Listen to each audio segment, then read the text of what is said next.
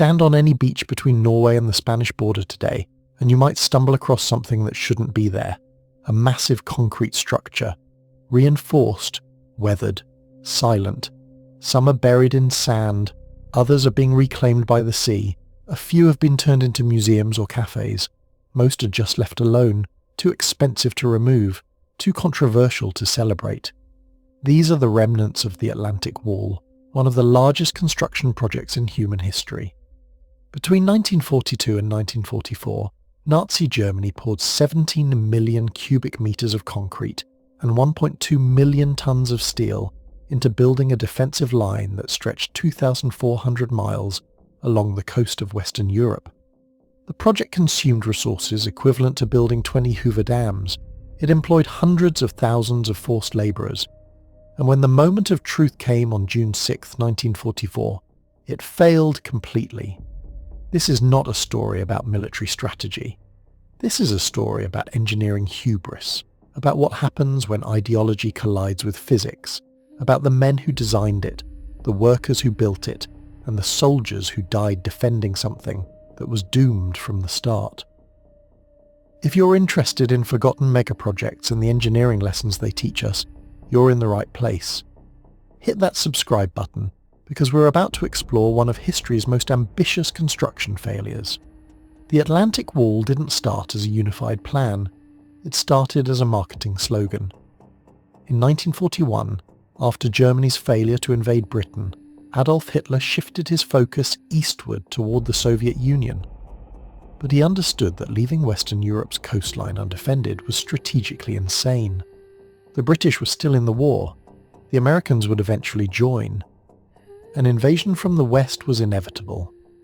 On March 23, 1942, Hitler issued Führer Directive 40, formally ordering the construction of a continuous defensive line along the Atlantic coast. The directive was ambitious but vague. It called for permanent fortifications capable of withstanding naval bombardment and repelling any amphibious assault. The goal was psychological as much as military, to make the Allies believe that invading Europe was impossible. The man Hitler chose to oversee this project was Field Marshal Erwin Rommel, who was appointed Inspector of Coastal Defences in November 1943. Rommel had just returned from North Africa, where he'd witnessed firsthand what Allied air superiority and industrial capacity could do. He understood that Germany was running out of time, resources and manpower. If the Allies landed successfully, the war was over. Rommel's philosophy was simple: stop the invasion on the beaches. He believed that once Allied forces established a beachhead, Germany's limited reserves and crumbling logistics network would make any counterattack impossible. He famously told his staff, "The war will be won or lost on the beaches. We'll have only one chance to stop the enemy, and that's while he's in the water struggling to get ashore." This philosophy shaped the Atlantic Wall's design.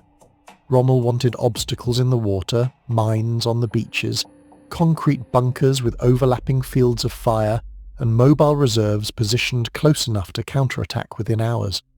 He calculated that the Allies would need to land at high tide to minimise their exposure on the beach, so he ordered thousands of obstacles placed in the tidal zones, many topped with mines.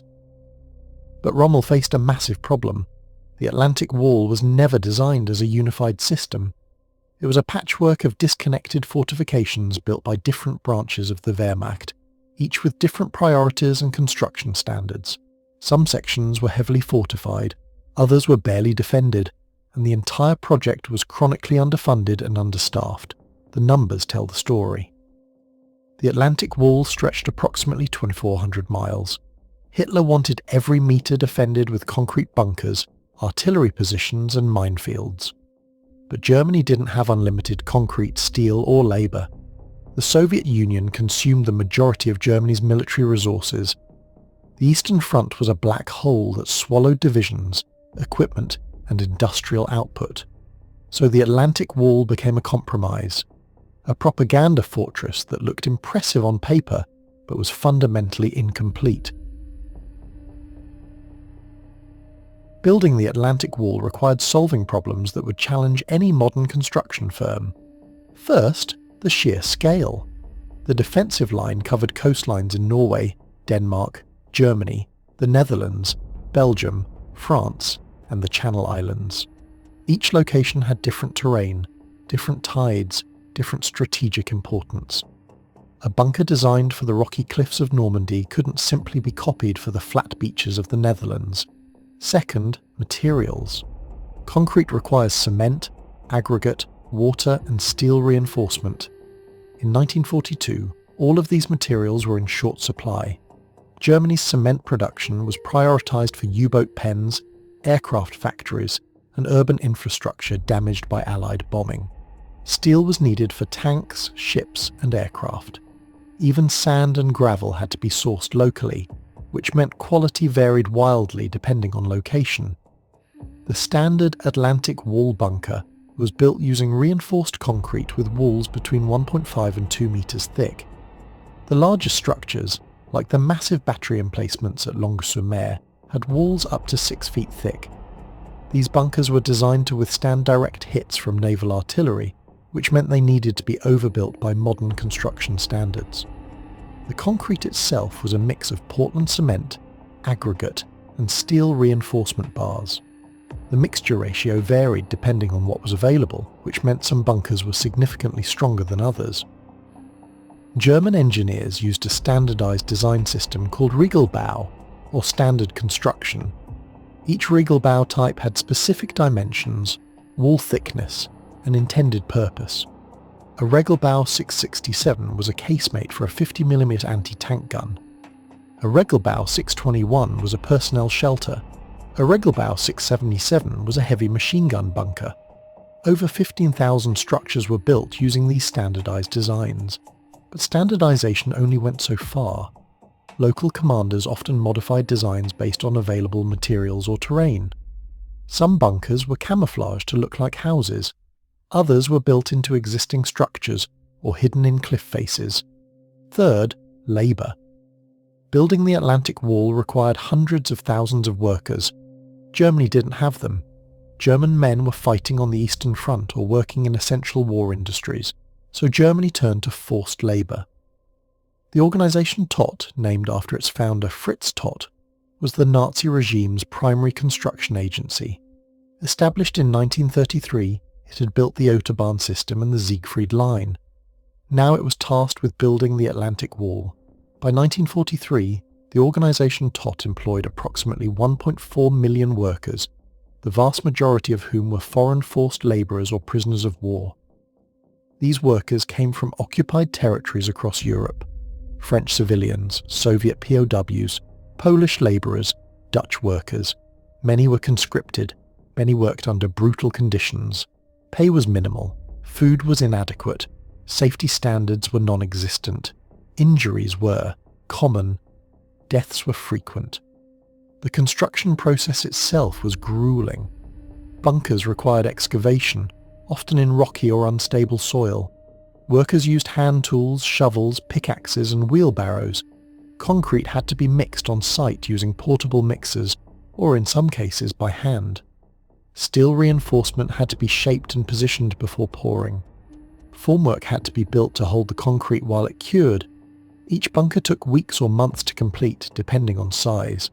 The largest structures took a year or more, and there were thousands of them. By late 1943, Rommel was pushing for acceleration. He knew the invasion was coming, probably in spring 1944. He wanted 6.5 million mines laid behind the beaches. He got about 6.5 million, but only in certain sectors. He wanted 50 million more. He didn't get them.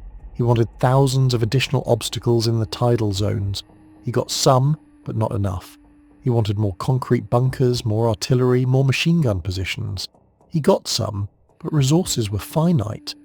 And then there was the fundamental engineering problem that no amount of concrete could solve. The Atlantic Wall had to defend everywhere, but the Allies could attack anywhere. Germany had to spread its resources across 2,400 miles of coastline, while the Allies could concentrate overwhelming force at a single point. Rommel understood this. He told his staff that the only solution was to have strong mobile reserves positioned close to the coast, ready to counterattack within hours. But Hitler disagreed. Hitler believed the reserves should be held back, centrally positioned, and deployed only after the main invasion site was identified. This disagreement was never fully resolved, and it would prove fatal. Let's talk about what the Atlantic Wall actually looked like on the ground. The most heavily fortified areas were in Normandy and the Pas-de-Calais region of France. The Germans correctly assumed these would be the most likely invasion sites. They were wrong about which one the Allies would choose, but the fortifications in both areas were extensive. At Omaha Beach, where American forces would land on D-Day, the Germans constructed 8 concrete bunkers, 35 pillboxes, 4 artillery positions, 18 anti-tank gun positions, 45 rocket launcher sites, 85 machine gun nests, and 6 mortar pits. The beach obstacles were equally impressive. 3,700 obstacles were planted in the tidal zone. These included Belgian gates, heavy steel frames designed to rip open landing craft hulls, Czech hedgehogs, welded steel beams that could stop tanks and vehicles, wooden stakes driven into the sand, many topped with teller mines that would detonate when struck by landing craft. The mines were a particular concern. Behind the beaches, the Germans laid approximately 6.5 million mines in the Normandy sector alone. Rommel wanted 60 million. He didn't get them, partly because mine production couldn't keep up, and partly because the Allies' strategic bombing campaign was destroying German transportation networks, making it difficult to move mines from factories to the coast. The artillery was the backbone of the defence. The Germans installed hundreds of artillery pieces in concrete casemates with interlocking fields of fire. At Longues-sur-Mer, between Gold and Omaha beaches, a battery of 4 150-sur-Mer naval guns was installed in massive concrete bunkers. Each gun had a range of 20 kilometres and could fire high explosive shells weighing 50 kilograms. These guns were positioned to cover both beaches and could theoretically destroy landing craft before they reached shore. Similar batteries existed all along the coast. Some used captured French or Soviet guns. Others used repurposed naval artillery from decommissioned ships.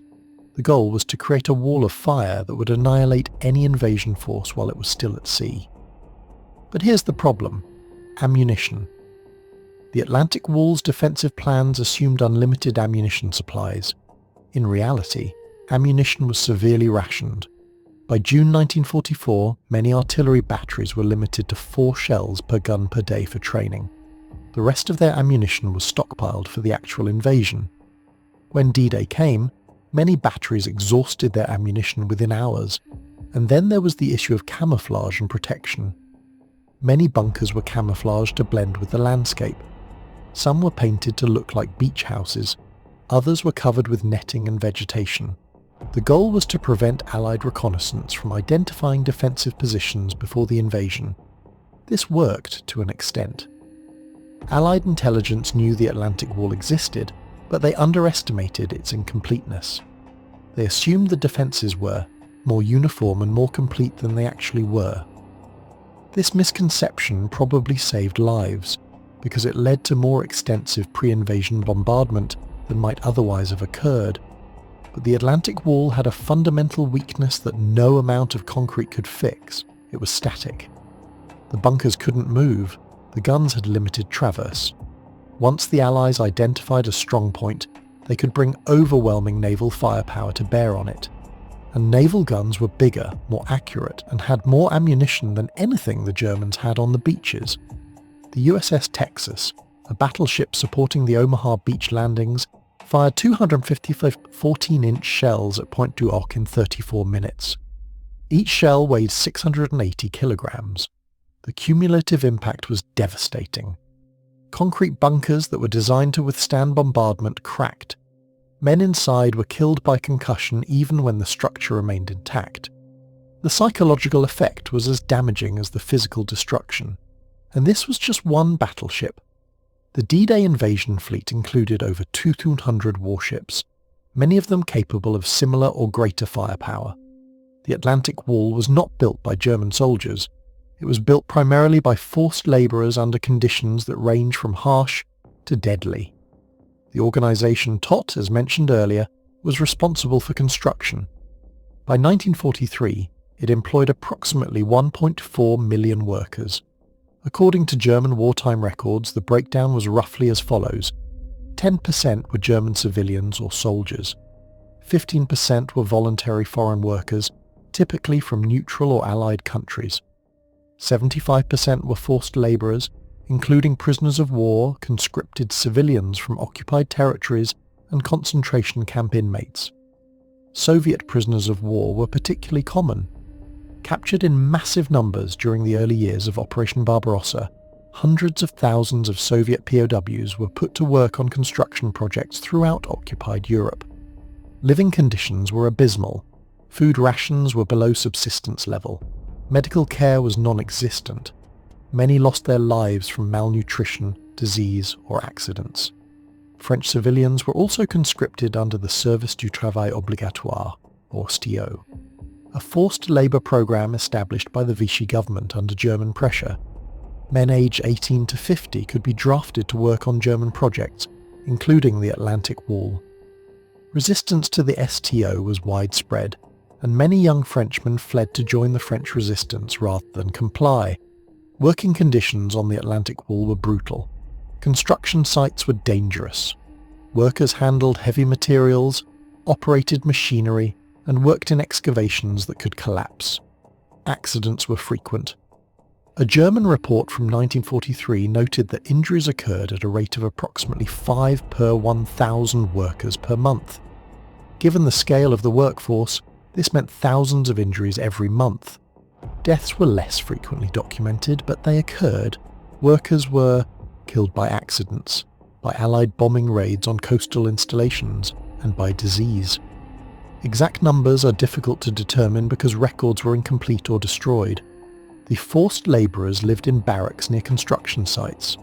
Conditions varied depending on location and the attitudes of the local overseers. Some camps provided basic shelter and minimal food. Others were little better than concentration camps. Beatings were common. Escapes were rare, partly because the coastal zones were heavily patrolled and partly because escapees had nowhere to go in occupied territory. Payment, when it existed, was nominal. Workers received scrip or occupation currency that could be used only in camp stores. The food provided was insufficient, and workers often supplemented their diets by trading with locals, scavenging or stealing. The toll this took on occupied populations was significant. Entire villages were conscripted. Farms lost workers, families were separated. The resentment this created fueled resistance movements across occupied Europe and contributed to the French resistance's willingness to sabotage German installations when the invasion finally came. And for what? When D-Day arrived, many of the bunkers were still incomplete. Many of the planned obstacles hadn't been installed. Many of the minefields were only partially laid. The workers had built something impressive, but it was far from the impregnable fortress that German propaganda claimed.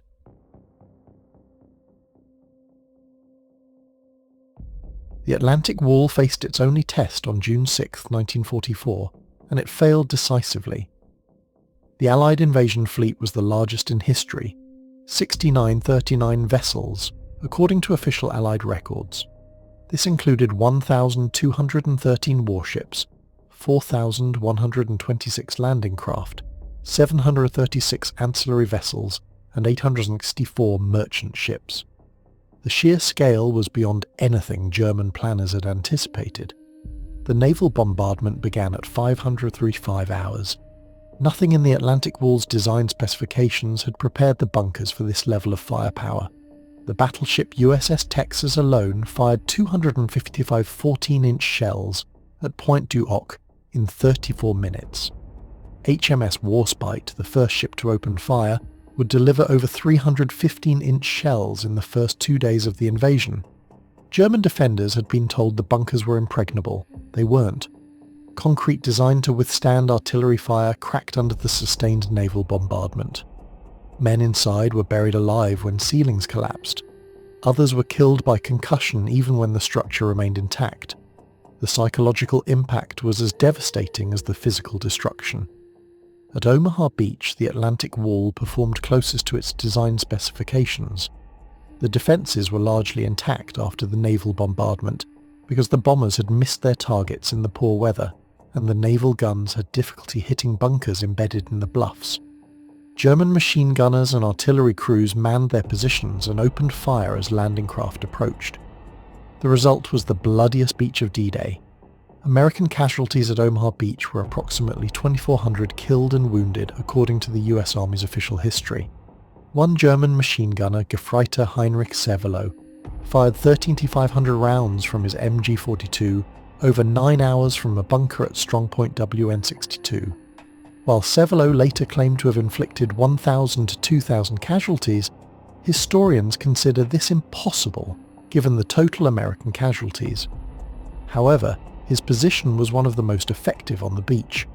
But even at Omaha, the Atlantic Wall ultimately failed. American destroyers sailed close to shore and provided direct fire support, destroying bunkers one by one. Combat engineers blew gaps in the obstacles. Infantry assaulted the bluffs using paths between minefields. By nightfall, the Americans had secured a beachhead. At the other beaches, the Atlantic Wall collapsed more quickly. At Utah Beach, American forces landed in the wrong location and encountered lighter defences. At Gold, Juno and Sword beaches, British and Canadian forces used specialised armour, flail tanks to clear mines, bridge-laying tanks to cross obstacles that the Germans had never anticipated. The Atlantic Wall's designers had assumed Allied armour would be standard tanks vulnerable to anti-tank guns. They were unprepared for Churchill Crocodile flamethrower tanks, Sherman Crab mine flails, and Churchill Avra tanks carrying 290mm Spigot mortars. The German mobile reserves, which Rommel had argued must be positioned close to the coast, never arrived in time. The 21st Panzer Division, the only armoured unit near the beaches, didn't receive orders to attack until 10:00 hours, 4 hours after the landings began. When they finally attacked at 16:20 hours, they reached the coast between Luc-sur-Mer and Lyon-sur-Mer around 1900 hours, the only German armoured unit to reach the invasion beaches on D-Day. But at 2100 hours they witnessed Operation Mallard, 250 gliders bringing reinforcements to the British 6th Airborne Division. Interpreting this as a threat to their flanks, they withdrew. Why did the reserves respond so slowly? Partly because German command and control had disintegrated. Allied aircraft had destroyed communication lines. The French resistance, activated by coded BBC messages, cut telephone cables. Radio communications were jammed. Individual commanders made decisions in isolation without knowing the larger picture. But the deeper problem was strategic. Hitler and his high command had disagreed about where to position the reserves and who controlled them. This indecision proved fatal. By the time the reserves were committed, the Allies had established beachheads that were too strong to dislodge. By nightfall on June 6th, the Atlantic Wall had been breached in 5 places. German casualties were significant but difficult to quantify precisely. General Wilhelm Richter, commanding the 716th Infantry Division, which bore the brunt of the British assault, reported to 7th Army Headquarters. Division combat strength 35%, all coastal strongpoints lost, artillery 90% destroyed, enemy advancing inland. The Atlantic Wall had failed its only test, not because the bunkers were poorly designed, but because static defences cannot stop a determined attacker with overwhelming firepower, air superiority and industrial capacity. After June 6th, the Atlantic Wall ceased to matter. The Allied beachheads expanded rapidly. By June 12th, all 5 landing beaches were connected into a continuous front. Allied forces were landing 15,000 tons of supplies daily, more than the entire German army in Normandy consumed in a week. The artificial Mulberry harbours were being assembled, providing port facilities that could unload cargo at rates equivalent to major commercial harbours. German reinforcements attempting to reach Normandy encountered complete interdiction. Every road, railway and bridge was under constant Allied air attack. The 2nd SS Panzer Division Das Reich, stationed near Toulouse, took 17 days to reach Normandy, a journey that should have taken 3 days. They arrived having lost 30% of their vehicles to air attack without firing a shot at ground forces. The remaining Atlantic Wall fortifications became irrelevant. Strong points that hadn't been captured on D-Day were bypassed. The Germans lacked the mobile forces to sally forth from static positions. Allied forces simply flowed around them. Some fortifications held out longer than expected. The port of Cherbourg, heavily fortified as part of the Atlantic Wall, was supposed to hold for months. It surrendered on June 26th after 5 days of serious fighting. The garrison commander, General Karl Wilhelm von Schlieben, explained in his post-war interrogation that resistance became meaningless against unlimited enemy resources. By August 1944, the Battle of Normandy was over. German casualties for the campaign totaled approximately 320,000, 30,000 killed, 80,000 wounded, and 210,000 missing or captured.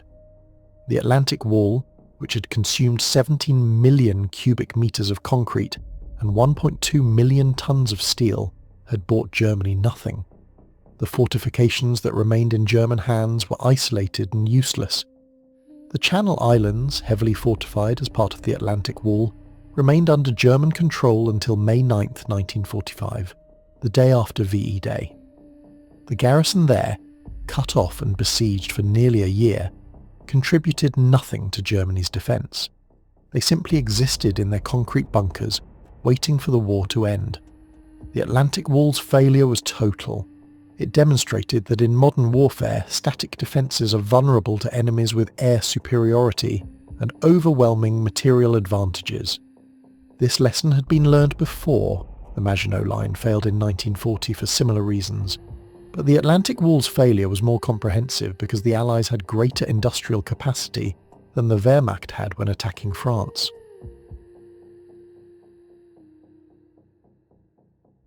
Today, approximately 70% of the Atlantic Wall structures still exist. This is not because anyone wants them, it's because they're too expensive to remove. A typical Atlantic Wall bunker contains several hundred cubic meters of heavily reinforced concrete. Demolishing one requires specialised equipment, careful planning, and significant expense. Most coastal communities in France, Belgium, the Netherlands and Norway have decided it's easier to leave them alone. Some have been repurposed. The battery at Longnes-sur-Mer is now a museum managed by the French Ministry of Culture. Visitors can walk through the gun casemates and see the original 152mm gun still in place. The site provides educational displays about D-Day and the Atlantic Wall's construction. Other bunkers have become private property. Some have been converted into houses or studios. Others are used for storage. A few have become tourist attractions, cafes or art installations. The German bunker at Blavand in Denmark is now a museum with over 100,000 visitors annually. But most Atlantic Wall structures are simply abandoned. They sit on beaches, slowly being reclaimed by sand and sea. Some are half buried, others are tilting at dangerous angles as erosion undermines their foundations. Many are covered in graffiti. The environmental impact is significant.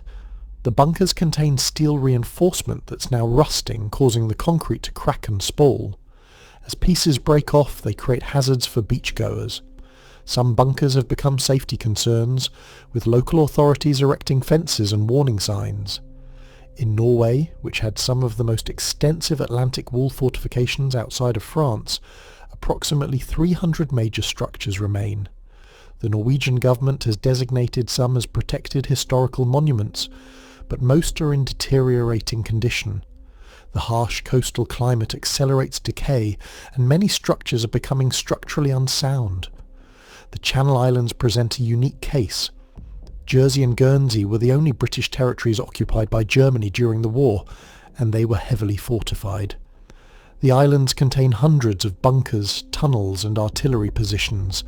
Some have been preserved as museums, including the Jersey War Tunnels complex, a massive underground hospital and command centre that took over 3 years to build using forced labour. The tunnels are now a museum focused on the occupation and the Atlantic Wall's construction. The preservation debate is complicated. On one hand, these structures are historically significant. They represent a major engineering project and an important chapter in World War II history. On the other hand, they're monuments to a brutal regime built by forced labourers. Some communities want them removed entirely, others want them preserved as reminders of war's cost. There's also a practical problem: tourists.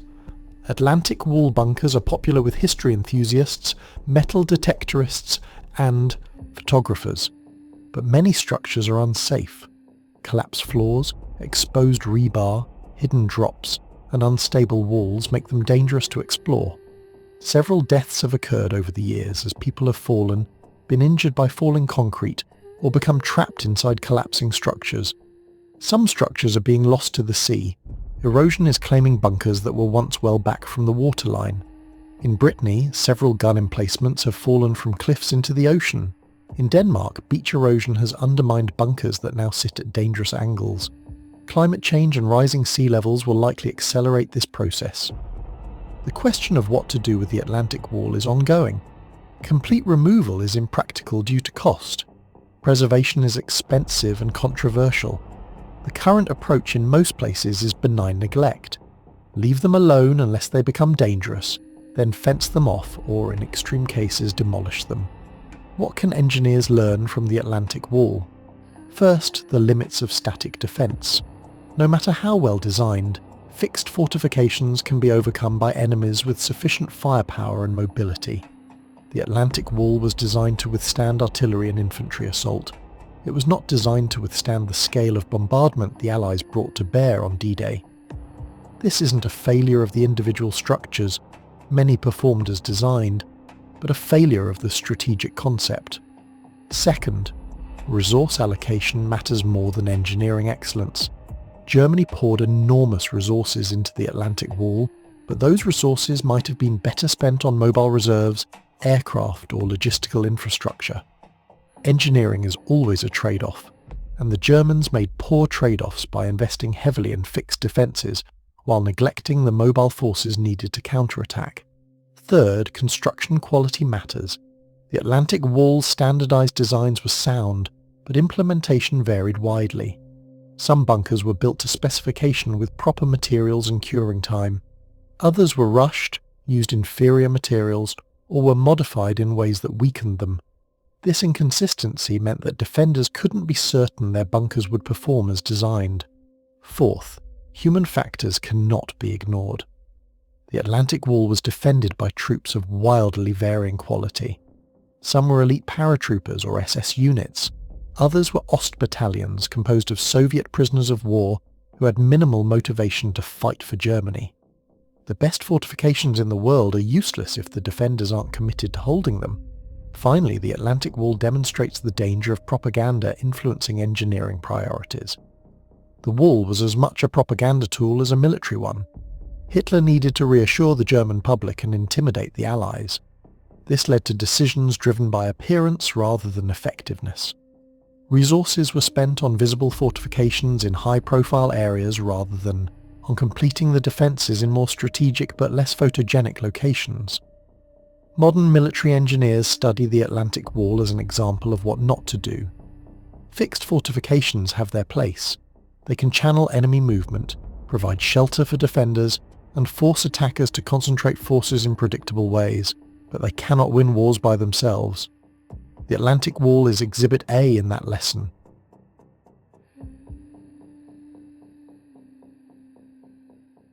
When we talk about the Atlantic Wall, we usually focus on the military story, the bunkers, the battles, the strategic failures. But there's another story that's often overlooked, the human cost of building it. We know that approximately 1.4 million workers were employed by Organisation Tot at its peak. We know that roughly 75% of them were forced labourers. But what we don't know, and will probably never know, is exactly how many died building the Atlantic Wall. Records were incomplete even during the war. Many construction sites kept minimal documentation. Deaths of forced labourers were often not recorded at all, especially if the victims were Soviet prisoners of war or concentration camp inmates. German authorities didn't care enough to count. What we do know comes from fragmentary sources. A report from 1943 noted injury rates of approximately 5 per 1,000 workers per month. If we apply this to the total workforce, that's roughly 7,000 injuries per month. How many of those injuries were fatal? We don't know. We know that working conditions were brutal. Malnutrition was common, medical care was minimal or non-existent, accidents were frequent, workers handled heavy machinery, worked in unstable excavations, and operated equipment with minimal safety precautions. We know that Allied bombing raids on coastal installations killed construction workers as well as German soldiers. The Allies were bombing bunkers under construction, and those bunkers were being built by forced labourers. Some of those workers died in attacks that were targeting the very structures they were being forced to build. We know that some workers were executed for sabotage, attempted escape, or simply being too weak to work. The Germans had a ruthless approach to labour productivity. Workers who couldn't work were often shot or left to die.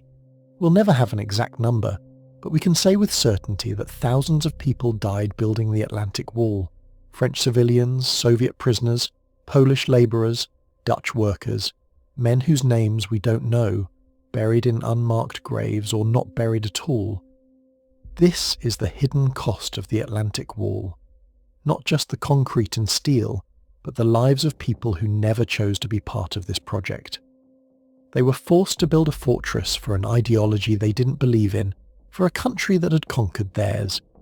When you see an Atlantic Wall bunker today, remember that it was likely built by someone who had no choice. Someone who was hungry, cold, exhausted, and terrified. Someone who might have died before the bunker was even finished. The Atlantic Wall failed to stop the Allied invasion, but it succeeded in killing many of the people who built it. That's a legacy worth remembering. The Atlantic Wall was not the first attempt to build an impregnable defensive line, and it wasn't the last. How does it compare to other mega defense projects? The Maginot Line, built by France in the 1930s, is the obvious comparison. The Maginot Line was a series of fortifications along the French-German border, consisting of bunkers, gun emplacements, and underground facilities. It consumed enormous resources and was considered state-of-the-art when completed. The Maginot Line's failure in 1940 was not because it was poorly designed. The fortifications performed well when attacked. The problem was strategic. Germany simply went around it, invading through Belgium and the Netherlands where French defences were weaker. The Maginot Line demonstrated that fixed defences can be outflanked. The Atlantic Wall faced a different problem. It couldn't be outflanked because it covered the entire coast, but it could be overwhelmed at a chosen point, which is exactly what happened on D-Day. The Siegfried Line, Germany's own defensive line along its western border, was similar to the Maginot Line. Built in the 1930s and expanded during the war, it consisted of bunkers, Dragon's Teeth tank obstacles and other fortifications. When the Allies attacked it in late 1944, they found that determined assault supported by artillery and air power could crack even the strongest defences. More modern examples exist as well. The Barlev Line, built by Israel along the Suez Canal after the 1967 Six-Day War, was a series of fortifications designed to defend against Egyptian attack. It failed spectacularly in the 1973 Yom Kippur War, when Egyptian forces used high-pressure water cannons to breach the sand ramparts and overwhelm the fortifications with sheer numbers. The Korean demilitarized zone is perhaps the only modern example of a heavily fortified line that has successfully prevented attack, but that's because both sides have chosen not to attack, not because the fortifications are impregnable. What all of these examples demonstrate is a consistent pattern. Fixed defences can delay attackers and inflict casualties, but they cannot stop a determined enemy with superior resources and mobility. The Atlantic Wall is simply the largest and most expensive example of this principle. Let's get into the technical details of how these bunkers were actually built, because the engineering is fascinating even if the strategic concept was flawed. The standard Atlantic Wall bunker used the Regelbau system, a standardized construction method developed by German military engineers. Each Regelbau type had specific dimensions and purposes. For example, Regelbau 501, personnel bunker with single room, 25 square meters. Regelbau 502, personnel bunker with 2 rooms, 50 square meters. Regelbau 621, machine gun casemate. Regelbau 667, Anti-tank gun casemate for 50mm gun, Regelbau. 671. Heavy machine gun bunker with protected entrance, Regelbau. 677. Mortar bunker. The concrete mixture varied depending on available materials, but the standard specification called for a ratio of approximately 1 part Portland cement, 2 parts sand, and 3 parts gravel or crushed stone, with water added to achieve proper workability. This is similar to modern structural concrete, but with more variation in aggregate quality. Wall thickness was determined by the expected threat level. Standard bunkers had walls 1.5 to 2 meters thick. Heavy artillery casemates had walls up to 3.5 meters thick. The roof was typically thicker than the walls because German engineers correctly anticipated that naval gunfire would produce plunging fire that would strike the roof more often than the walls. Steel reinforcement was critical. Bunkers used steel rebar in a grid pattern, typically 20 to 30 mm diameter bars spaced 200 to 300 mm apart. The rebar provided tensile strength that concrete lacks. When shells struck the bunker, the rebar prevented the concrete from shattering catastrophically. The entrance design was particularly clever. Most bunkers used a chicane entrance, a zigzag corridor that prevented direct fire or blast effects from reaching the interior. Some bunkers had multiple entrances with armoured doors. Gas-proof doors were installed in many cases to protect against chemical weapons, though chemical weapons were never used in the Western European theatre during World War II. Ventilation was essential. A bunker full of soldiers generates heat, moisture, and carbon dioxide from breathing. Add the smoke and fumes from firing weapons, and you have a serious problem. Most bunkers had passive ventilation systems with air intakes protected by steel grills and baffles. Larger bunkers had mechanical ventilation powered by hand-cranked or gasoline-powered fans. Firing embrasures were carefully designed.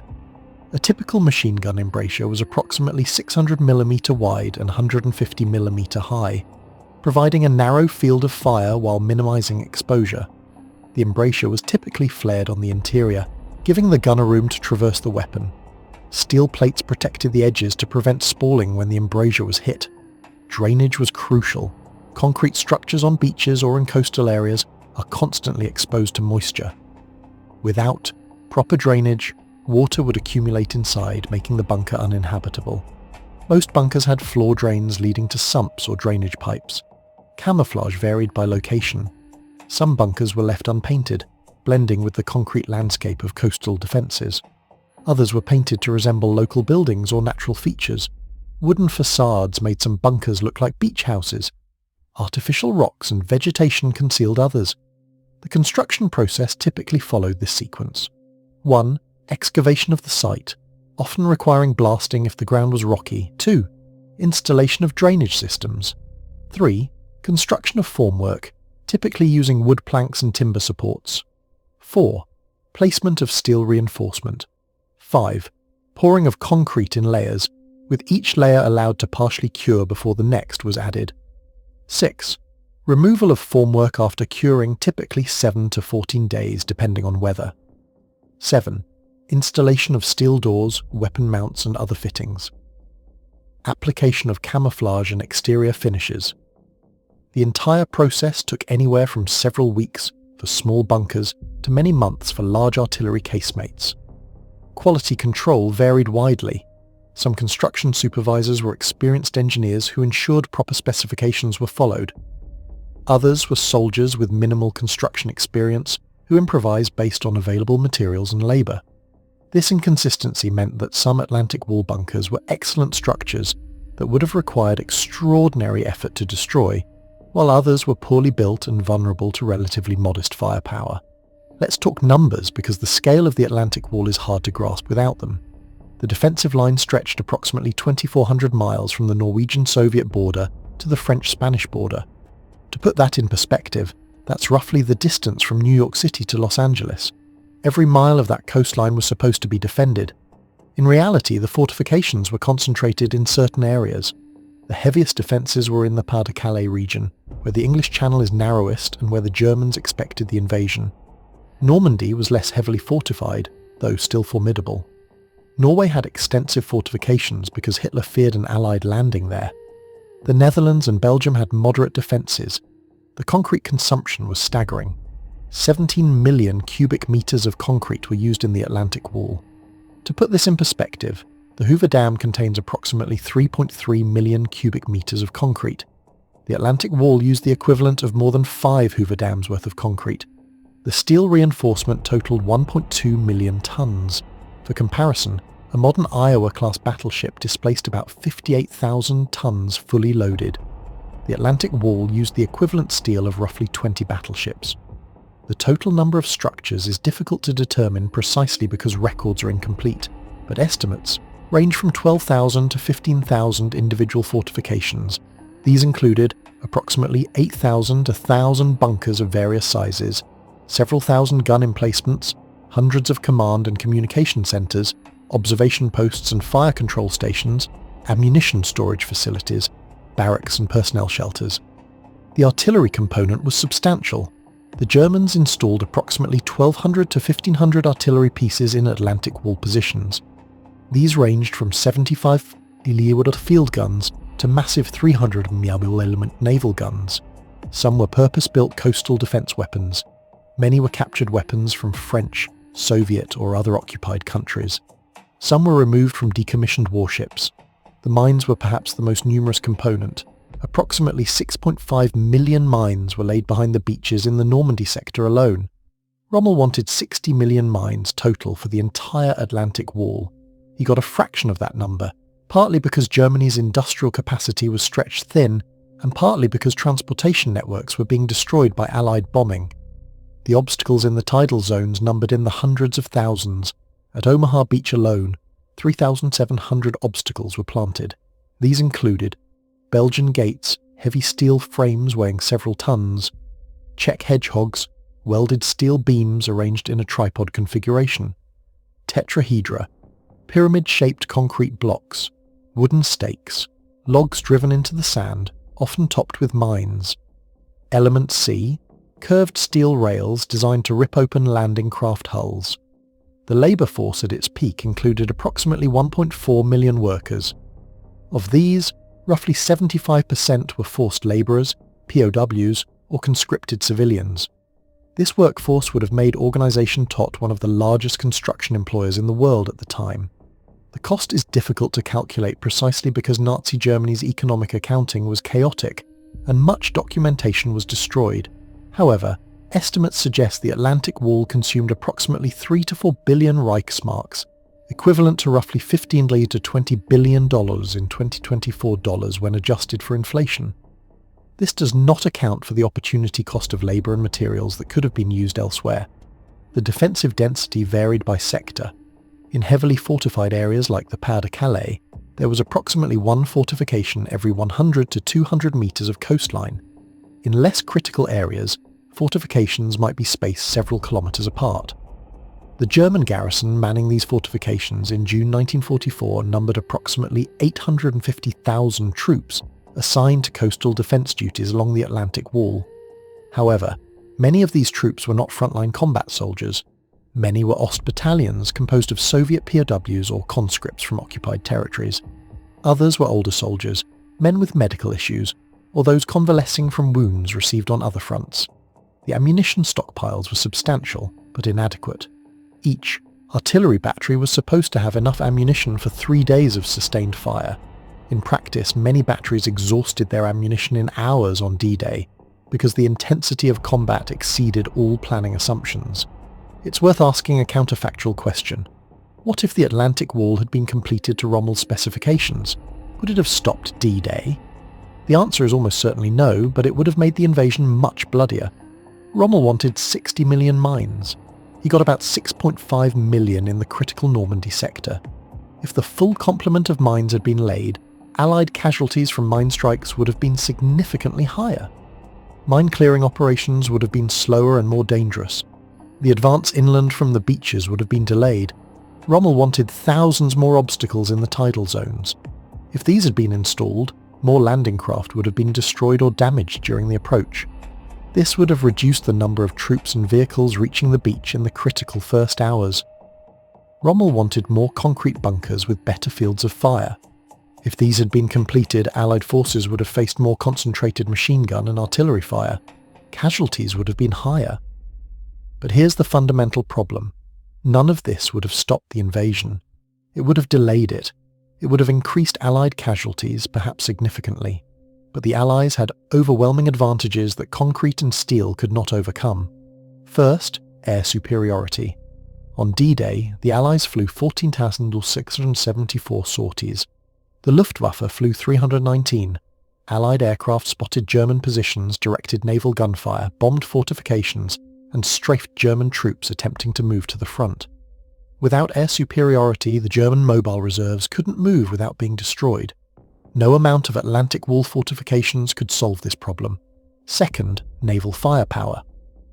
The Allied fleet included battleships, cruisers and destroyers, with guns ranging from 5 inches to 16 inches in diameter. These ships could fire thousands of shells per hour, with relatively accurate fire direction. The Atlantic Wall's artillery could not match this volume of fire. Even the heaviest bunkers would eventually be cracked by sustained naval bombardment. Third, industrial capacity. The Allies could replace losses quickly. A damaged landing craft could be replaced within days. A destroyed tank could be replaced within hours from the ships waiting offshore. The Germans had no such capacity. Every loss was permanent. A destroyed bunker stayed destroyed. A dead soldier couldn't be replaced. Fourth, specialised equipment. The British developed Hobart's Funnies, specialised armoured vehicles designed specifically to overcome fortifications. Flail tanks cleared mines. Churchill Avro tanks fired 290mm petard mortars that could destroy bunkers. Churchill Crocodile tanks used flamethrowers with ranges up to 120 metres. The Atlantic Wall was not designed to defend against these weapons because German intelligence hadn't anticipated them. Fifth, strategic surprise. The Allies convinced the Germans that the invasion would come at Pas-de-Calais through Operation Fortitude, an elaborate deception plan. Even after D-Day, German High Command believed Normandy was a feint and that the real invasion would come at Pas-de-Calais. This meant German reserves were held back and not committed to the Normandy battle. No amount of fortifications could compensate for strategic deception this successful. A completed Atlantic Wall would have made D-Day bloodier. American casualties at Omaha Beach might have doubled or tripled. The British and Canadian beaches might have seen casualties similar to Omaha.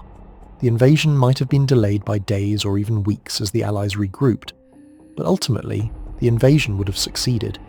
The only way the Atlantic Wall could have stopped D-Day was if it had been supported by strong mobile reserves that could counterattack immediately, significant Luftwaffe air cover, and a German navy capable of contesting Allied naval superiority. None of these conditions existed by June 1944. The Atlantic Wall's failure was baked into the strategic situation. Germany was fighting a war it couldn't win against enemies with vastly superior resources.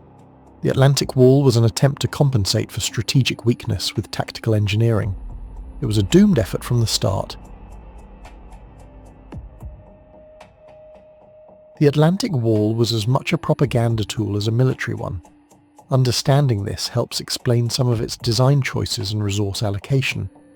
German propaganda portrayed the Atlantic Wall as impregnable. Newsreels showed massive concrete bunkers, artillery pieces, and soldiers confidently manning defences. The message to the German public was clear. Invasion is impossible. You are safe. The message to the Allies was equally clear. Don't even try. You will be annihilated. Joseph Goebbels, Reich Minister of Propaganda, understood the psychological value of the Atlantic Wall. In speeches and publications, he described it as the most formidable defensive line in history. Comparisons were made to ancient fortifications like the Great Wall of China, with the implication that the Atlantic Wall was superior. The reality was more complicated. While the fortifications were impressive in many areas, they were far from complete. But propaganda doesn't require truth, it requires belief. If the German people believed they were protected, they would continue supporting the war effort.